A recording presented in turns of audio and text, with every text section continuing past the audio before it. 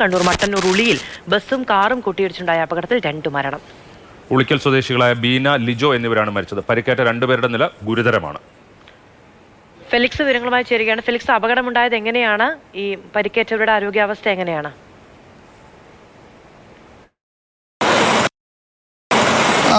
കണ്ണൂർ ഇരിട്ടി മട്ടന്നൂർ പാതയിലുണ്ടായ വാഹനാപകടത്തിൽ 2 പേർക്കാണ് ജീവൻ നഷ്ടമായത്. ഇന്ന് രാവിലെ 8 മണിയോടുകൂടിയാണ് ഈ അപകടം ഉണ്ടായത്. അതായത് ഇരിട്ടിയിൽ നിന്നും മട്ടന്നൂരിലേക്ക് വന്ന ബസ്സും ഒപ്പം തന്നെ മട്ടന്നൂർ ഭാഗത്തു നിന്ന് ഇരിട്ടിയിലേക്ക് പോയ കാറും തമ്മിലാണ് കൂട്ടിയിടിച്ചത്. ഒരു കുടുംബത്തിലെ ആളുകളാണ് 2 പേരാണ് മരിച്ചത്.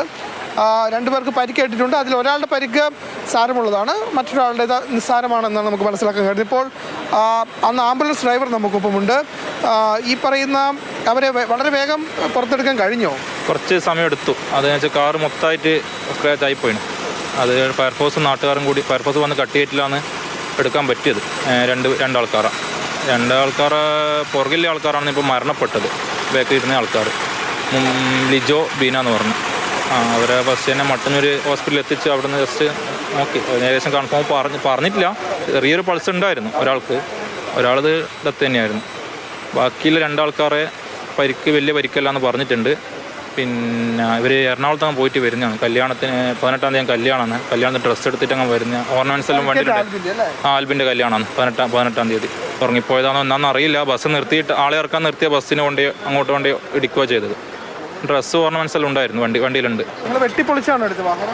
ഫയർഫോഴ്സ് പൊളിച്ചിട്ടാണ് എടുത്തത്. ആൽബിൻ കല്യാണം ഇല്ല ആളാണ് വണ്ടി എടുത്തത്. പുറകിലിരുന്ന് 2 പേരാണ് മരണപ്പെട്ടത്. ബീന, ലിജോ എന്ന് പറഞ്ഞു. ആൽബിൻ്റെ വലിയ പരിക്കില്ല, കുഴപ്പമില്ല എന്ന് പറഞ്ഞിട്ടുണ്ട്. ഇപ്പോൾ ഇവിടെ ആൽബിൻ്റെ അച്ഛനും ചെറിയ പരിക്കേലും, പുള്ളിക്കാരന് വലിയ ബുദ്ധിമുട്ടൊന്നുമില്ല.